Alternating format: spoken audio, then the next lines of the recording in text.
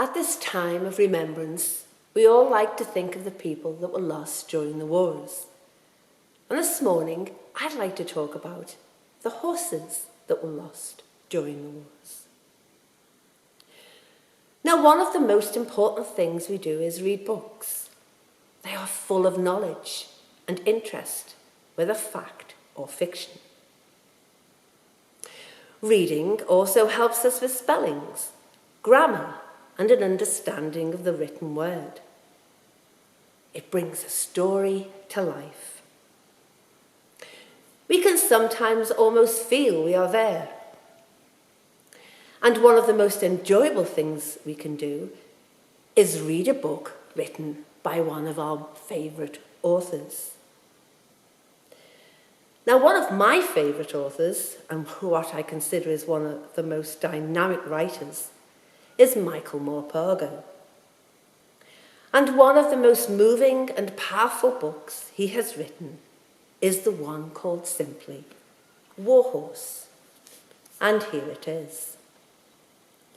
The book was written in 1982, and it tells the story of Joey, a horse purchased by the army for service in France during World War I.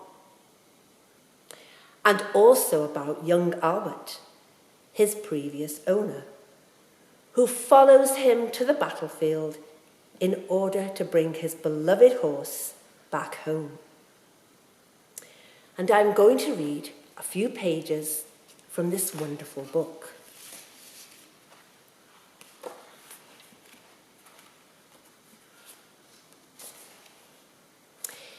If it's possible to be happy in the middle of a nightmare, then Top Thorn and I were happy that summer.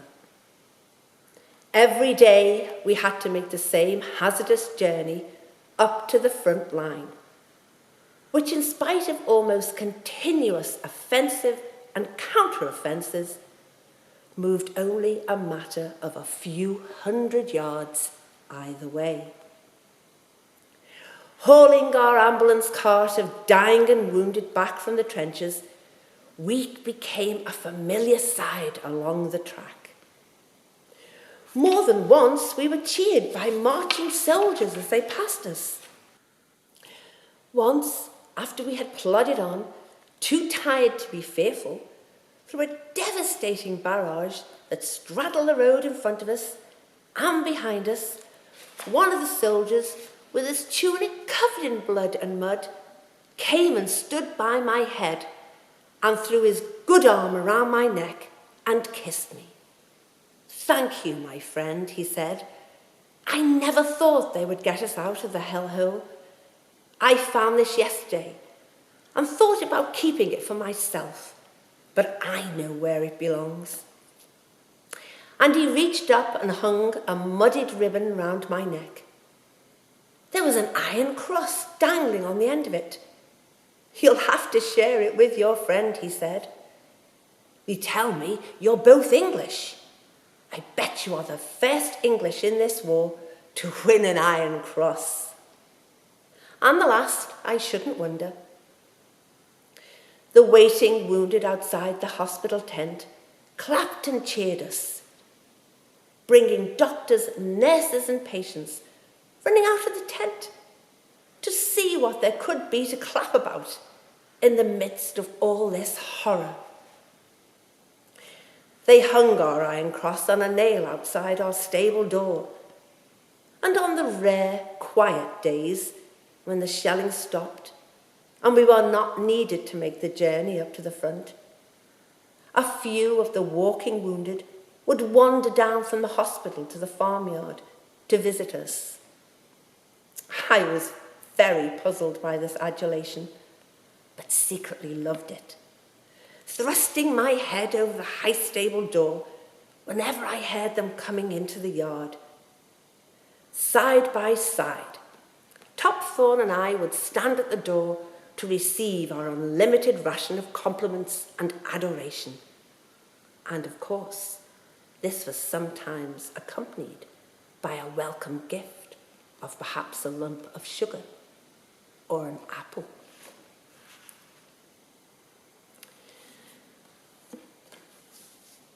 Now, in the old school they use now for the village hall, below the clock, that has stood always at 10:01, hangs a small, dusty painting of a horse. He stands a splendid red bay with a remarkable white cross emblazoned on his forehead, and with 4 perfectly matched white socks. He looks wistfully out of the picture, his ears pricked forward, his head turned, as if he has just noticed us standing there, looking at him. To many who are there often, it is merely a tarnished old oil painting of an unknown horse. But to those who look upon it closely, they see written in fading black copperplate writing across the bottom of the bronze frame, Joey, painted by Captain James Nichols, autumn 1914. Now, horses were vital during World War I, but many people do not know the simple fact that Britain lost 484,000 of these beautiful, noble animals during the war. 15% of the horses were killed, went missing, were abandoned, or died on the battlefield. 1 horse for every 2 men. 25,000 horses belonged to the British Army on the eve of World War I. By mid-1917, they owned 591,000 horses and 213 mules and donkeys. Without these hard-working, brave animals, guns would have run out of ammunition, soldiers would not have had food, water, or post from loved ones, and of course the much-needed medical supplies would never have been delivered to the front line. To help with this, America sent over 100,000 horses to help. Sadly, many of them died on the crossing, buried at sea. They sadly died of seasickness. On the Western Front, vets treated 2.5 million horses, sick and injured over the course of the war. 2 million of these beautiful beasts were then returned to the battlefield from where they had come from. Back to the danger. They went bravely with their men, bravely to the battlefield without hesitation. The bond between man and beast, an extremely strong one. Many were used to bring casualties back from the horror of the war. Many would not leave their wounded men, no matter how much encouragement was given to them. They would not leave them, and many died with their men. Some would try and drag their men back to safety, never flinching from the terror around them, which is why they were so highly thought of by their men.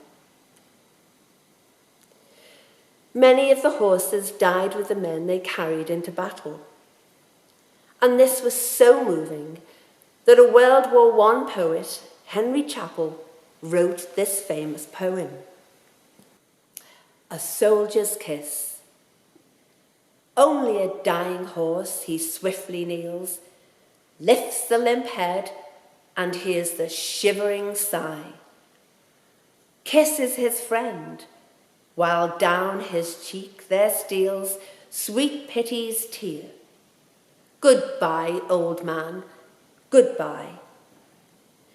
No honours wait him, medal, badge or star, though scarce could a kindlier deed unfold.